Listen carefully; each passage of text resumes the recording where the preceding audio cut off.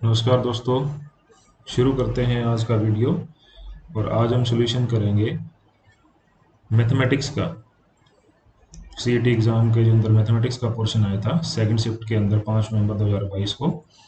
तो उसमें पहला क्वेश्चन हमारा दिया है, ए बी सी ने एक व्यापार में क्रमशः 80,000, 40,000 तथा 80,000 निवेश किए। 6 माह के बाद ए चला गया। यदि 8 माह के बाद कुल लाभ 40,000 50 रुपये हुआ तो लाभ में बी का भाग कितना है। तो आपको आंसर क्या करना है कि बी का इसमें भाग कितना है, उसको आपने जस्टिफाई करना है। तो सबसे पहले हम देख लेते हैं कि टोटल इन्वेस्टमेंट कितना था। और क्योंकि हमने 8 महीने के लिए निकालना है तो हम लोग 8 महीने के अकॉर्डिंग इस क्वेश्चन को करेंगे। तो आप इसमें सबसे पहले क्या करते हैं, क्योंकि 3 पार्टनर हैं ए, बी और सी। ए ने कितना इन्वेस्ट किया? ए ने इन्वेस्ट किया 80,000। ठीक है। और बी ने कितना इन्वेस्ट किया? बी ने इन्वेस्ट किया 40,000। और सी ने कितना इन्वेस्ट किया? सी ने इन्वेस्ट किया अगेन 80,000। अब इसमें ट्विस्ट क्या है? ट्विस्ट ये है कि 6 महीने के बाद में ए जो है वो इसको छोड़ के चला गया। तो पहले इनका टोटल टाइम के अकॉर्डिंग इन्वेस्टमेंट कर लेते हैं। तो ए ने कितने महीने के लिए गया? 6 महीने के लिए। तो ए का टोटल इन्वेस्टमेंट वैल्यू कितना बन जाएगा?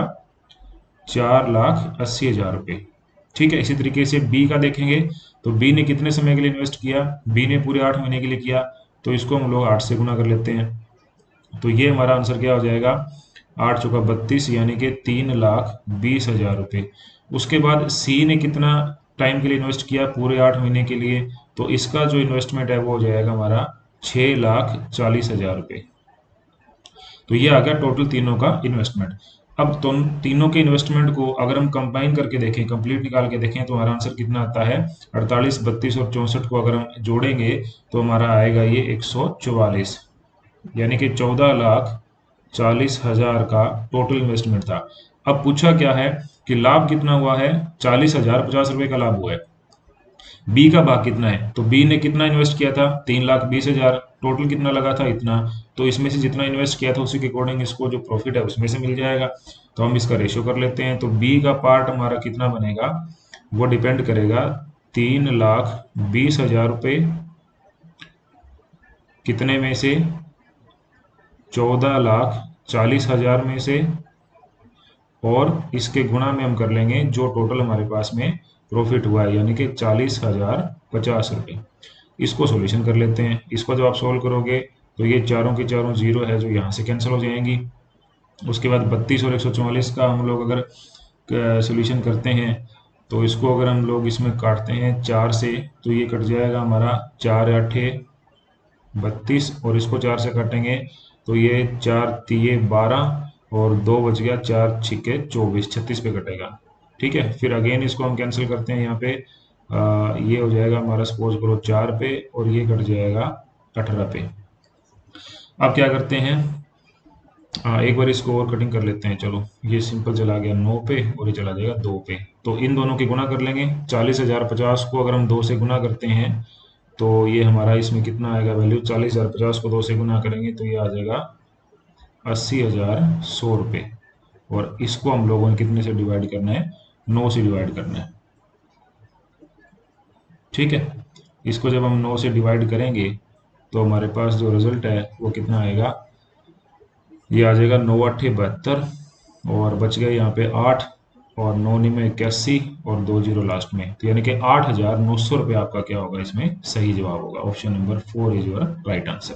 तो इस तरीके से आपने इस क्वेश्चन को अटेम्प्ट करना है। चलिए अगला क्वेश्चन है, एक बर्तन में 40 लीटर दूध है। ठीक है। और उस 40 लीटर दूध का अब ये क्या कह रहा है कि 4 लीटर दूध निकाल के उसमें 4 लीटर पानी डाल दिया। पहले क्या था? 40 लीटर था, फिर 4 लीटर निकाल दिया और 4 लीटर पानी डाल दिया। ऐसा ही कार्य 2 बार और किया, यानी टोटल 3 बार कर दिया। अब बर्तन में दूध कितना बच गया वो आपको निकालना है। तो इसमें सिंपल देखो, टोटल पहले कितना था? 40 लीटर था, उसमें से निकला कितना? 4। इसका मतलब कितना निकल गया? 10% निकल गया। हर बार कितना निकालना है आपने? 10% निकालना है। तो इसमें से जब आप 4 निकाल दोगे तो आपके पास बचेगा कितना? 36 लीटर बचेगा। अब इसका फिर आपने अगले स्टेप में 10 निकाला, यानी एक बारी तो ये हो गया। सेकेंड टाइम यहाँ कर लेंगे, इसका 10% निकालेंगे तो ये कितना बनेगा, ये बनेगा 3.6, ये हो गया हमारा सेकेंड टाइम। और ये इसमें से हम लोग माइनस कर देंगे, ये माइनस करेंगे तो ये बचेगा हमारा 32.4। अब 32.4 का तीसरी बारी में फिर 10% इसमें से निकालना है, तो 3.24 निकालना है। ये हमारा तीसरी बारी हो गया, तीन ही बारी इसने करने को कहा है। अब लास्ट में देख लेते हैं कि 32.4 में से 3.24 निकालने के बाद में जो रिजल्ट है वो क्या आएगा। तो आपने क्या करना है, 32.4 में से 3.24 को घटाना है, तो हमारा आंसर आएगा 29.16। ठीक है, तो ये हमारा क्या होगा, रिजल्ट होगा, तो 29.16। कई बार बच्चे क्या करते हैं, 40 में से 4 घटाया 36 बचा, फिर 4 घटा दिया, इसका मतलब फिर यहाँ पे फिर 32 बचना चाहिए, फिर 4 घटा देंगे तो 28 बचना चाहिए, वो हमारा आंसर गलत होगा। इसकी बजाय आपने ऐसे करना है कि 10% ये कम करने हैं। ठीक है, तो बाकी बचा दूध कितना है उसका फिर 10% आपने घटाना है, इस तरीके से क्वेश्चन को लेके जाएंगे। तो ये इसको करने का तरीका है। अगला क्वेश्चन हमारा है कि ए और बी कार्य करते हैं, किसी काम को करते हैं, और उसमें लिखता है कि ए बी से 30% अधिक कुशल है, एफिशिएंट है। ए जो है वो बी से 30% अधिक एफिशिएंट है। दोनों एक साथ काम करते हुए एक कार्य को पूरा करने में कितना समय लेंगे, जबकि ए अकेला उस कार्य को करने में 23 दिन लेता है। ए अकेला लेता है 23 दिन। ठीक है, तो इसका मतलब सिंपल सी बात है, पहले तो इसको देखो, ए और बी में क्या रिलेशन है। ए और बी में रिलेशन ये है कि ए बी से 30% ज़्यादा एफिशिएंट है। तो हम लोग इसको इस तरीके से अटेम्प्ट करेंगे, ए और बी अगर 30% ज़्यादा का मतलब क्या हुआ, अगर वो 100 काम करता है तो वो क्या करेगा, 130 करेगा। अगर वो 10 काम करता है तो 3 करेगा। मान लेते हैं कि बी जो है उसकी एफिशिएंसी 10 है, तो उस समय फिर ए की एफिशिएंसी उसी समय क्या हो जाएगी, 13 हो जाएगी, क्योंकि वो उससे 30% ज़्यादा एफिशिएंट है। तो टोटल एफिशिएंसी वैल्यू कितनी बन गई हमारी, 23। इस बात को ध्यान रखना है, पहला तो आपने रिलेशन ये निकाल लेना है। अब कहता है कि ए अकेला उस कार्य को 23 दिन में पूरा करता है। ए अकेला उस कार्य को 23 दिन में पूरा करता है और ए की एफिशिएंसी कितनी है, 13 है। तो इसका मतलब है कि टोटल काम कितना है, टोटल वर्क कितना है। तो वो निकालने के लिए क्या करोगे, ए ने कितने दिन काम किया गुणा में ए की एफिशिएंसी कितनी है उसको लिख दोगे, तो ये हमारा क्या आ गया, टोटल वर्क आ गया। अब करना क्या है, आंसर क्या करना है कि दोनों कितने दिन में पूरा कर देंगे। तो क्या करेंगे उस वर्क, ये तो हमारा हो गया फर्स्ट वर्क। अब आपको क्या करना है कि कंबाइंड एफिशिएंसी देखनी है। तो कंबाइंड एफिशिएंसी आपने ए और बी को जोड़ करके देख लिया, कितनी है हमारी, 23 है। अब आपको टाइम निकालना है। तो टोटल वर्क कितना है वो पता लग गया, टोटल एफिशिएंसी कितनी है वो पता लग गया, तो टाइम निकालना है। तो टाइम निकालने का फार्मूला बड़ा सिंपल है, जो टोटल वर्क है 23 गुना 13, ये टोटल वर्क है, और इस टोटल वर्क को क्या करो आप, जो टोटल एफिशिएंसी है उससे डिवाइड कर दो, तो 23 से 23 कट जाएगा, क्या बचेगा हमारे पास, 13 बचेगा। इसका मतलब ये हुआ कि दोनों जो एक साथ काम करेंगे तो उनको 13 दिन लगेंगे। इस तरीके से आपने इसको अटेम्प्ट करना है। अगला क्वेश्चन है, 6 घंटियां एक साथ बजती हैं, बाद में वो 2 second, 4 second, 6 second, 8 second, 10 second तथा 12 सेकंड के अंतराल में बजती हैं। 30 मिनट में ये घंटियां एक साथ कितनी बार बजेंगी, इसको आंसर करना है। तो ये मैंने आपको पहले भी बताया था, इस तरह के क्वेश्चन जो आते हैं वो डिपेंड करते हैं क्वेश्चन एलसीएम पे। ठीक है, तो आपने इनको क्या करना है, एलसीएम के अकॉर्डिंग ही सोल्व करेंगे। तो 30 मिनट में ये 6 घंटियां कितनी बार बजेंगी, तो आप इनको लिख लो, 2 second, 4 second, 6 second, 8 second, 10 second और 12 सेकंड। ठीक है, ये आपके पास में डाटा दिया हुआ है। अब आपने वो नंबर देखना है, एलसीएम का मतलब यही होता है कि ऐसा नंबर ढूंढो जो इन सभी से भाग हो जाए। तो इन सभी से भाग होने वाला ऐसा नंबर जो है वो हमारा क्या होगा, यहाँ पे आप बड़ा सिंपल तरीके से इसको जस्टिफाई कर सकते हैं। वो नंबर होगा आपका 120, यानी 120 सेकंड बाद में ये दोबारा से एक साथ जो है वो बजेंगी। टोटल टाइम कितना है, 30 मिनट है, और 120 सेकंड बाद ये दोबारा एक साथ बजेगी। तो इसका मतलब क्या हुआ, कितनी बार वो बेल रिंग करेगी। तो उसके लिए हमारे पास आंसर क्या आ जाएगा, कितनी बार करेगी, टोटल टाइम हमारा 30 मिनट है। 120 सेकंड का मिनट बनाओगे तो कितना बन जाएगा, 2 मिनट बन जाएगा। तो इसका मतलब क्या हुआ कि 30 मिनट आपके पास टोटल टाइम था और 2 मिनट बाद वो रिपीट करती हैं, तो इसका मतलब आ गया 15। तो बहुत सारे बच्चे क्या करेंगे, इस 15 को आंसर करेंगे, ऑप्शन तो दे ही रखा है, बट ये गलत है। जब आपकी टाइम शुरू हुआ है तो वो एक बार तो रिंग कर चुकी हैं, तो वो आपको इसमें जोड़ना पड़ेगा, यानी कि टोटल बनाने के लिए फिर आपको क्या करना पड़ेगा, 15+1, आंसर हमारा यहाँ पे क्या आएगा, 16। ये एग्जाम में आपने ध्यान रखना है, ये ट्रिकी क्वेश्चन था। 15 जरूर आया आंसर में यहाँ पे, बट एग्जैक्ट आंसर नहीं है, क्योंकि जब टाइम शुरू हुआ है तो वो बजी है वहां पे स्टार्ट के अंदर ही, उसके बाद में आपने काउंट करना है फर्दर, तो एक इसमें आपको ऐड करना पड़ेगा। चलिए अगला क्वेश्चन है, दो अभाज्य संख्याएं प्राइम नंबर्स x और y कुछ इस तरह से हैं कि x जो है वो y से बड़ा है, उनका एलसीएम 161 है, आपने 3y माइनस एक्स की वैल्यू को फाइंड आउट करना है। तो 161 का गुणनखंड कर लेंगे, फैक्टर बना लेंगे, और जो कि प्राइम फैक्टर हों तो वो बनाने की जरूरत नहीं है, आपको याद ही होना चाहिए कि वो 7 और 23 होते हैं जो इसके प्राइम फैक्टर होंगे, अभाज्य नंबर्स होंगे। ठीक है, तो इसका मतलब इनमें एक छोटी संख्या एक बड़ी संख्या है, बड़ी संख्या कौन सी है, x है, तो इसको x मान लेते हैं, छोटी संख्या कौन सी है, y है, तो इसको y मान लेते हैं। अब आप रिलेशन में आ जाओ, रिलेशन क्या दिया है, 3y माइनस एक्स दिया है, तो 3y मतलब 7 और 3 का गुना करेंगे तो 7 या 21, माइनस एक्स की वैल्यू कितना है, 23 है, तो उत्तर क्या आ जाएगा, -2। तो ये हमारा आंसर होगा ऑप्शन नंबर थर्ड। चलिए अगला क्वेश्चन है, यदि m इजिकल टू -4 है, n इजिकल टू -2 है, तो ये रिलेशन दे रखा है आपको, और इसका आपको क्या करना है, आंसर निकालना है। जो रिलेशन आपको दिया हुआ है उसका आपने आंसर निकालना है। ठीक है, तो इसके लिए क्या करोगे आप, m की वैल्यू आपको पता है, ये रही, n की वैल्यू आपको पता है, इस रिलेशन में पुट कर दो, m क्यूब यानी कि -4 का क्यूब, -4 का क्यूब आप जब करोगे तो ये आ जाएगा आपके पास -64। उसके बाद माइनस में 3 इंटू एम स्केयर, एम का स्केयर करोगे तो 4 चौके 16, माइनस माइनस प्लस हो जाएगा, बट 16 3 48, ये अगेन हो जाएगा आपका माइनस का, प्लस में 3m, बट ये प्लस में रहेगा नहीं क्योंकि m की वैल्यू कितनी है, -4 है, तो ये हो जाएगा माइनस का 4 3 12। फिर n की वैल्यू -2 है, और यहाँ पे +3 दे रखा है, तो अगेन ये कितना हो जाएगा, माइनस में 3 दूनी 6। फिर वैल्यू दे रखा है 3n स्केयर प्लस में, तो n इजकल टू 2 है, तो ये 2 का स्केयर हो गया 4, और 4 इंटू 3 हो जाएगा 12, तो ये आ जाएगा प्लस का 12।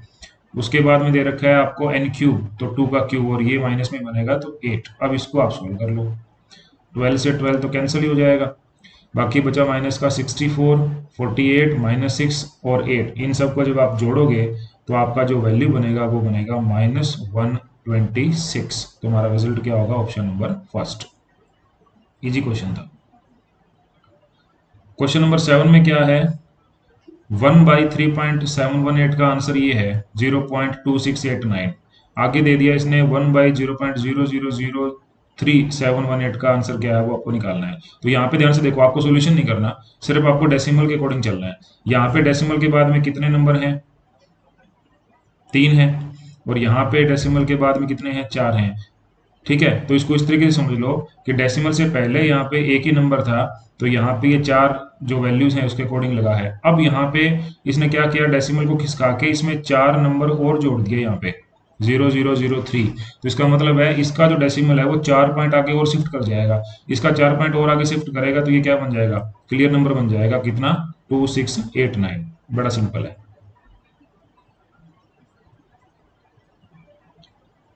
चलिए अगला क्वेश्चन है हमारा, कोई धनराशि है जो 3 वर्षों में 6.1/4% प्रति चक्रवृद्धि ब्याज की दर से, जबकि ब्याज संयोजक वार्षिक है, 4,913 बन जाती है। तो आपको वो राशि जो है वो, यानी कि मेन जो अमाउंट है उसको आपने फाइंड आउट करना है। कंपाउंड इंटरेस्ट है, एनुअली लग रहा है, और 1/4, इसको सोल्व करोगे तो ये हो जाएगा 6 चौका 24 और 25/4, यानी कि टाइम कितना है आपका, 3 साल है, और रेट कितना बन गया हमारा, ये हो जाएगा 25/4, 25/4% का।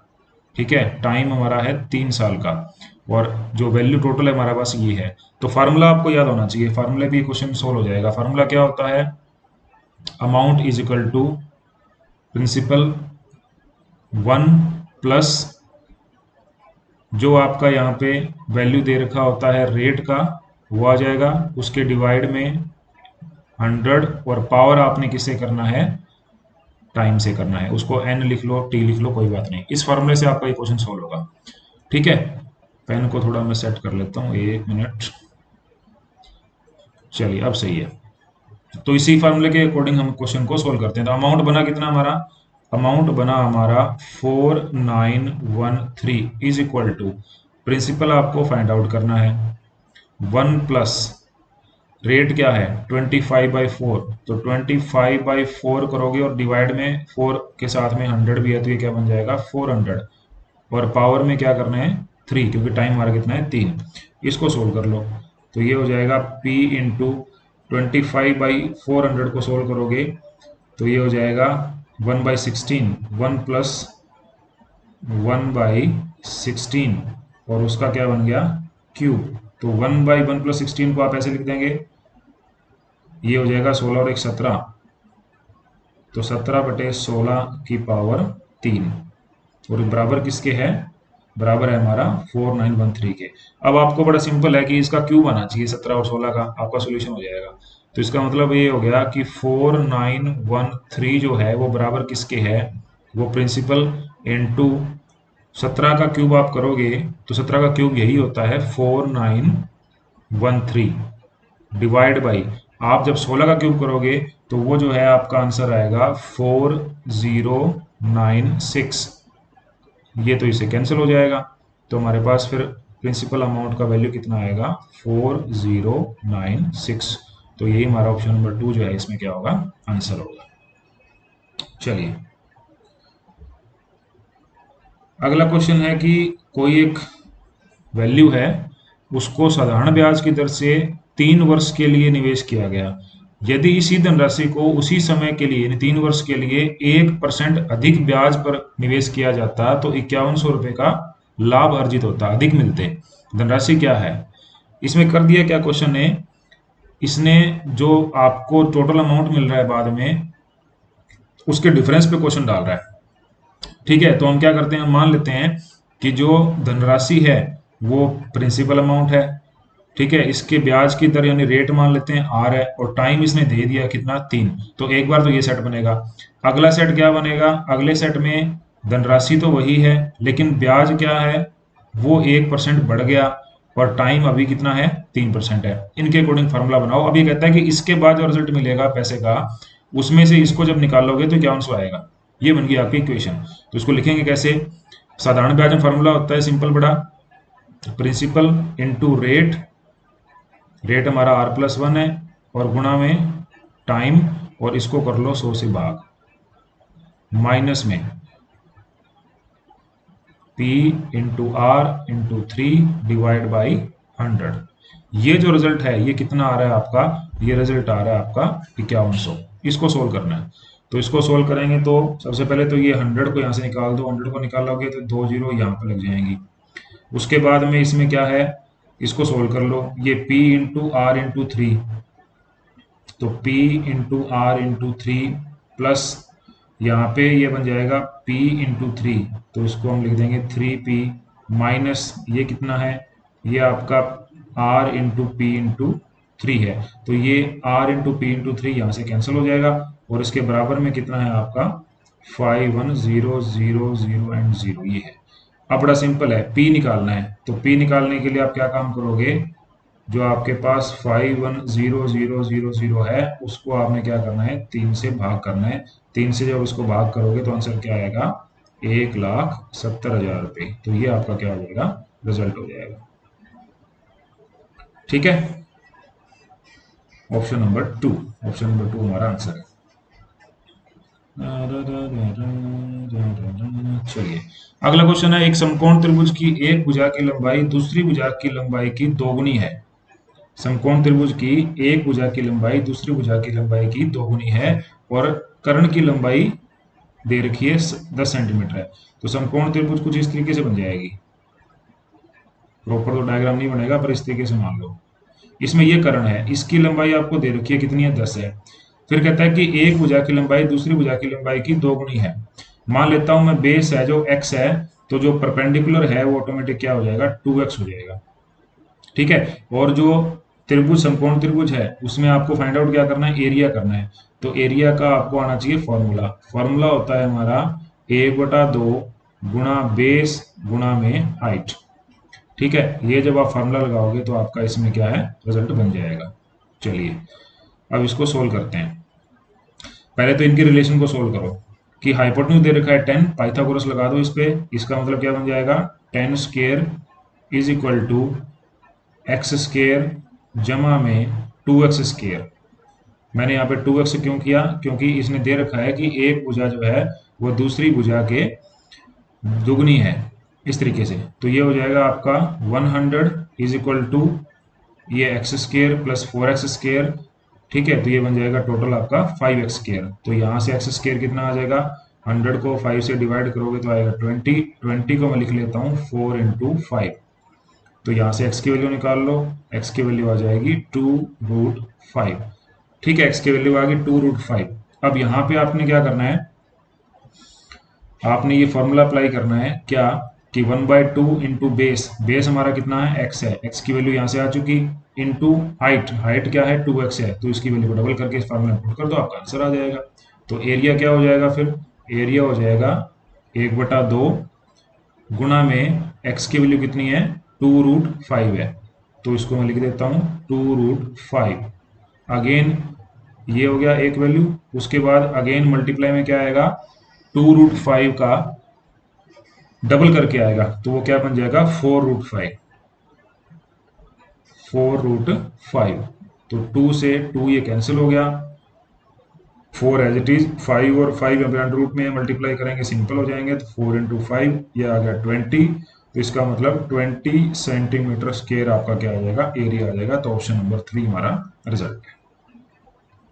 चलिए अगला क्वेश्चन है, किसी दूरी को तय करते समय ए तथा बी की चालों में अनुपात जो है वो 3:4 है, और ए को गंतव्य स्थान पर पहुंचने के लिए बी से 30 मिनट अधिक लगते हैं। ठीक है, तो इसने पूछा क्या है, ए को गंतव्य स्थान पर पहुंचने में जो समय है वो कितना लगेगा, वो आपने फाइंड आउट करना है। तो सबसे पहले तो गिवन क्या है, गिवन ये है कि ए और बी में जो चाल है, यानी कि उनकी जो स्पीड है उसका रेशियो दे रखा है, वो कितना दे रखा है 3:4। ये आपको याद रखना है। ठीक है, फिर ये क्या कहता है कि ए को पहुंचने में बी से 30 मिनट ज़्यादा लगते हैं, ए को बी से 30 मिनट ज़्यादा लगते हैं। तो मैं मान लेता हूं कि हमारे पास जो बी है उसको पहुंचने में x समय लगता है, तो ए को 30 मिनट ज़्यादा लगते हैं, तो वो क्या हो जाएगा x प्लस 30 हो जाएगा। क्लियर, तो ये चीज़ को आपने ध्यान रखना है, x प्लस 30 हो जाएगा। तो ये क्या है, आपका है यहाँ पे स्पीड है, ये क्या है आपका टाइम है। ठीक है, अब आपको क्वेश्चन क्या फाइंड आउट करना है कि टोटल समय कितना लगा। तो स्पीड और टाइम का, अब देखो ए से बी पहुंचना है उसी स्थान को दूरी तय करने में, तो डिस्टेंस जो है वो इस केस में हमारा क्या होगा, इक्वल होगा, डिस्टेंस सेम है। तो डिस्टेंस सेम होने की वजह से हम लोग इनको यूज कर लेंगे। कैसे यूज करेंगे, इसका डिस्टेंस कितना बना 3 गुणा x जमा 30 बना, और वही डिस्टेंस इसको लगा, उसका कितना बना 4x बना। इसको सोल्व कर लो, x की वैल्यू निकाल लेंगे यहाँ से। x की वैल्यू कितनी आएगी, ये 3x है, इधर जाके 4x में से 3x माइनस होगा तो x बचा, और ये इससे गुना करेगा तो ये कितना आ जाएगा 90। इसका मतलब सिंपल सा हुआ कि हमारे पास b को कितना टाइम लगा 90 मिनट, और फिर a को कितना टाइम लगा 90 जमा 30 करोगे तो 120 मिनट। और यही इसने पूछा है कि कितना टाइम लगा ए को टाइम लगा 120 मिनट। 120 मिनट का घंटे बनाओगे तो कितने बन जाएंगे, 2 बन जाएंगे। ये आपका रिजल्ट है, सो सिंपल। चलिए मिश्रण वाला क्वेश्चन आ गया भाई। एक 80 लीटर मिश्रण में दूध और पानी का अनुपात है 7:3। इस मिश्रण में कितना पानी मिलाया जाए कि वो अनुपात जो है वो 2:1 हो जाए। इसको बड़ा सिंपल तरीके से करो। ये कहता है कि दूध और पानी का मिश्रण है, तो यानी कि मिल्क और वाटर का इसमें मिश्रण है, और कितना है 7:3 है। इस बात को याद रखो, कितना मिश्रण है 7:3 है। तो आप इसमें से क्या करो, वैल्यू निकाल लो। मिल्क का वैल्यू निकालो, टोटल वैल्यू कितना बना मिश्रण का 10 बना। अब मिल्क के लिए फार्मूला क्या लग जाएगा, फार्मूला लग जाएगा आपका 7/10। टोटल कितना है हमारा, ये 80 लीटर है, ठीक है। तो यहाँ पे आंसर कितना आएगा 56 लीटर, यानी कि मिल्क कितना यहाँ पे 56 लीटर है। इसी तरीके से आप निकाल लो वाटर को, वाटर के लिए फॉर्मूला क्या लगेगा 3/10 गुणा में 80 बराबर क्या आ जाएगा 24, यानी कि पानी कितना है 24 लीटर है और दूध कितना है यहाँ पे 56 लीटर है। अब ये कहता है कि ये रेशियो अब नया बने हमारे लिए, कितना बने 2:1 बने। 2:1 बनने के लिए मिल्क तो उतना ही रहेगा, मिल्क तो 56 लीटर ही रखना है, लेकिन पानी इसकी जगह क्या जाना चाहिए, इसका अगर 2:1 के रिलेशन में लाना चाहता है तो 28 दूना 56 होता है, तो पानी कितना बन जाना चाहिए 28, लेकिन है कितना यहाँ पे 24, बनना कितना चाहिए 28, तो कितना एक्स्ट्रा चाहिए आपको 4। तो ऑप्शन नंबर थर्ड ये आपका रिजल्ट हो जाएगा। बड़ा सिंपल क्वेश्चन है, थोड़ा सा आप समझ के चलोगे क्वेश्चन आपके आसान है। चलिए अगला क्वेश्चन है कि एक आयताकार कमरे के फर्श की विमाएं, विमाएं का मतलब उसकी साइड्स की बात कर रहा है, उसकी लंबाई चौड़ाई की बात कर रहा है, 4 मीटर बढ़ा दें तो 4:3 हो जाती हैं, और अगर 4 मीटर घटा दें, दोनों में से घटाना है, तो वो 2:1 हो जाती हैं। कि उसकी जो लंबाई चौड़ाई है वो क्या है, एक्चुअल क्या है, वो आपको फाइंड आउट करना है। मान लेते हैं कि उसकी एक्चुअल जो है वो एक्स और वाई है, ठीक है। तो उसमें से कहता है कि 4 बढ़ाने से तो रेशियो ये आ जाएगा और 4 घटाने से रेशियो ये आ जाएगा। आप इसी स्टेटमेंट को यूज कर लो, इसी स्टेटमेंट को यूज करके आपका रिजल्ट आ जाएगा। मान लेता हूं कि मैंने 4 बढ़ा दिया और फिर मैंने डिस्टेंस का इसमें भी बढ़ा दिया। अब ये कहता है कि ये जो रेशियो है, ये रेशियो आपका 4/3 आ जाता है, ठीक है। इसको सोल्व कर लो, ये 3x+12 बन जाएगा यहाँ पे, 3x+12, और ये बराबर किसके आ जाएगा, ये आ जाएगा 4y+16 के बराबर आ जाएगा। इसे सोल्व करेंगे तो ये आ जाएगा आपका 3x-4y बराबर में 4। एक तो इक्वेशन ये बन गया, दूसरा इक्वेशन यहाँ से बना लो कि उसमें से घटा लेते हैं, तो x-4 कर दिया और y-4 कर दिया। अब रेशियो कितना आ रहा है, अब रेशियो आ रहा है 2/1। इसको सोल्व कर लो, x-4 बराबर आ जाएगा 2y-8। तो यहाँ कर लेते हैं x-2y बराबर हो जाएगा ये -4। अब इसको इस रिलेशन के अकॉर्डिंग लाना है, यहाँ पे -4y चाहिए, तो मैं इस पूरी इक्वेशन को क्या करूंगा 2 से करूंगा गुणा, और 2 से गुणा करने के बाद इसमें से इसको घटा दूंगा। तो यहाँ पे कितना आएगा 2x आएगा, यहाँ पे आएगा 4y, और यहाँ आएगा बेटे -8। अब मैंने इसको माइनस करना है इसमें से, तो जो प्लस है वो माइनस हो जाएगा, जो माइनस है वो प्लस हो जाएगा। अब इसका रिजल्ट क्या बचा, इसमें से ही कैंसिल होगा तो 3 में से 2 निकलेगा, तो हमारा बचेगा only x। 4y plus minus का कैंसिल हो जाएगा आपस में और ये दोनों जुड़ जाएंगे, तो x के बराबर कितना आ गया 12। तो पहला वैल्यू मिल चुका आपको x के बराबर 12। अब इसमें से ढूंढ लो, 12 के 2 रिजल्ट हैं, चलो अभी और बात करते हैं। 12 के 2 रिजल्ट हैं तो y निकाल लो, y निकालने के लिए क्या करना पड़ेगा, या तो इस रिलेशन में पुट कर लो या इस रिलेशन में पुट कर लो, जैसा आपको ठीक लगे। आप जब इसमें पुट करोगे तो हम इसमें पुट कर लेते हैं कि x-2y -4 है, x की वैल्यू हमारी है 12, तो इसकी जगह हम पुट कर लेंगे 12। तो 12 ये इधर जाके बनेगा माइनस का बनेगा, तो 12 और 4 बन गए यहाँ पे कितने -16, यहाँ पे 2y है, माइनस माइनस कट जाएगा, y से इसको निकालेंगे तो ये आ जाएगा 8 हमारा। तो इसका मतलब हुआ कि y की वैल्यू 8 है, x की वैल्यू 12 है। ऐसा कोई आंसर है, बिल्कुल है, ऑप्शन नंबर 3 हमारा क्या होगा रिजल्ट होगा। चलिए अगला क्वेश्चन है कि यदि √2 = 1.4142 है, तो एक बड़ा रूट लगा दिया, उसके बाद में अंदर फिर √2 - 1 √2 + 1। इस तरह के क्वेश्चन जब भी आपके पास आए तो इनको आप क्या काम करो, रेशनलाइज कर लो।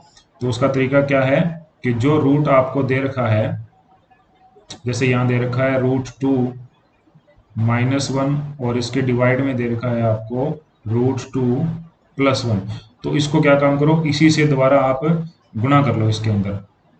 तो आप इसमें क्या काम करोगे, √2 - 1 से गुणा कर लो और √2 - 1 से कर लो भाग, इससे कोई नहीं फर्क पड़ेगा और ये हमारा एक्सटेंडेड रूट चला जाएगा आगे। इसको सोल्व कर लेंगे, पहले इसको सोल्व करेंगे तो ये तो हो जाएगा स्केयर फॉर्म में ऊपर वाला, तो यानी कि ये बन जाएगा आपका √2 - 1 और उसका बन जाएगा स्केयर, और डिवाइड में क्या आएगा √2 + 1 है या √2 - 1 है, तो a² - b² अप्लाई होने की वजह से बन जाएगा 2 - 1। 2 - 1 का वैल्यू 1 ही आता है। इसको सोल्व करेंगे, इसका स्क्वायर ओपन करते हैं तो ये बन जाएगा सबसे पहले 2 + 1 और माइनस में क्या बन जाएगा, ये माइनस में बन जाएगा ये 2√2, ये वैल्यू आ गई। इसको सोल्व कर लो, ठीक है। इसको जब आप सोल्व करोगे, आपने एक मिस्टेक छोड़ दिया यहाँ पे कि कंप्लीट के ऊपर भी रूट है, कंप्लीट के ऊपर भी रूट है, तो वो रूट कंप्लीट के ऊपर है तो वो इन पे भी लगेगा। एक सेकंड, तो ये करने की आपको रिक्वायरमेंट नहीं है। आप सीधा क्या काम करो, कंप्लीट के ऊपर रूट है तो कंप्लीट के ऊपर रूट होने की वजह से क्या होगा, ये तो 1 बन ही गया, 2 - 1, ये स्केयर जो है वो इस रूट से कैंसिल हो जाएगा। एक मिनट रुको, पेन चेंज करके आपको बताता हूँ। ये जो स्केयर है, ये स्केयर जो है वो इस रूट से कैंसिल हो जाएगा, स्केयर रूट से, ठीक है। तो ये आपका वैल्यू क्या बचेगा, फिर वैल्यू बचेगा ओनली √2 - 1 बचेगा। तो इसकी वैल्यू पुट कर लो, √2 की वैल्यू दे रखी है आपको 1.4142, उसमें से एक निकालना है तो आंसर क्या बचेगा, 0.4142। तो ये हमारा आंसर है। कौन सा ऑप्शन है, ऑप्शन नंबर फर्स्ट। चलिए लास्ट क्वेश्चन, यदि ABC का औसत m है, जो स्टेटमेंट दी है उसको लिख लिया करो। ABC का औसत m है तो इसका मतलब A + B + C के डिवाइड में करेंगे 3 और इसका रिजल्ट जो है वो क्या है, m है। तो यहाँ से एक रिलेशन निकाल सकते हो आप क्या, कि A + B + C जो है वो किसके बराबर आ गया, वो 3m के बराबर आ गया। एक रिजल्ट आ गया। फिर लिखता है कि AB + BC + C है वो 0 है।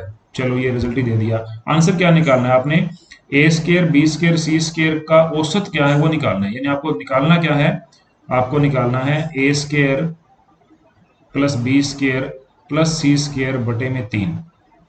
आपको इसका रिजल्ट निकालना है, ठीक है। तो इसके लिए क्या काम करो आप, इसके लिए सॉल्यूशन करने का तरीका बड़ा सिंपल है। आप क्या काम करोगे, आप A + B + C का स्क्वायर ओपन कर लो। फार्मूला क्या बनेगा, A² + B² + C² + 2AB + 2BC + 2CA। इसको कर लो सोल्व। इसको सोल्व करोगे तो क्या आएगा, A² + B² + C², ये as it is A² + B² + C²। अब AB BC और CA ये 0 दे ही रखा है, इसका सम जो है वो 2 कॉमन ले लेंगे तो इसका मतलब ये खत्म हो गया, यहाँ पे 0 हो गया, ठीक है। ये आ गया। अब A + B + C का वैल्यू आपको गिवन है कितना, 3m, यहाँ पुट कर दो तो ये आ जाएगा आपका 3m का स्क्वायर आ जाएगा। 3m का स्क्वायर कितना आएगा बेटे, 3m का स्क्वायर आएगा 9m² इज इक्वल टू क्या आ गया वैल्यू, A² + B² और प्लस C²। बट आपको चाहिए क्या, बटे में 3 चाहिए, तो क्या काम करो, दोनों साइड बटे में क्या कर दो, 3 कर दो। बटे में 3 करोगे तो 3 × 3 = 9, ये कट जाएगा 3 पे, इसका मतलब 3m² आपका क्या होगा, आंसर होगा। तो इस तरीके से आप इस क्वेश्चन को निकाल सकते हैं, 3m² ऑप्शन में। ठीक है बच्चे, बने रहिए, इस तरीके से आपको सॉल्यूशन प्रोवाइड करवाते रहेंगे। और जो कोई भी क्वेश्चन आपको समझ ना आए उसको कमेंट बॉक्स में लिखिए, उसका अलग से सॉल्यूशन वीडियो बना के आपको सेंड कर देंगे। Thank you so much. Channel को शेयर करना, सब्सक्राइब करना ना भूलो। CET का एग्ज़ाम के फॉर्म आ चुके हैं, आगे स्टेट के भी जो है वो पेपर होने हैं, तो सभी आपको रीजनिंग और मैथमेटिक्स के वीडियो जो है हरियाणा GK के साथ साथ सारे इस चैनल पे आपको मिल जाएंगे।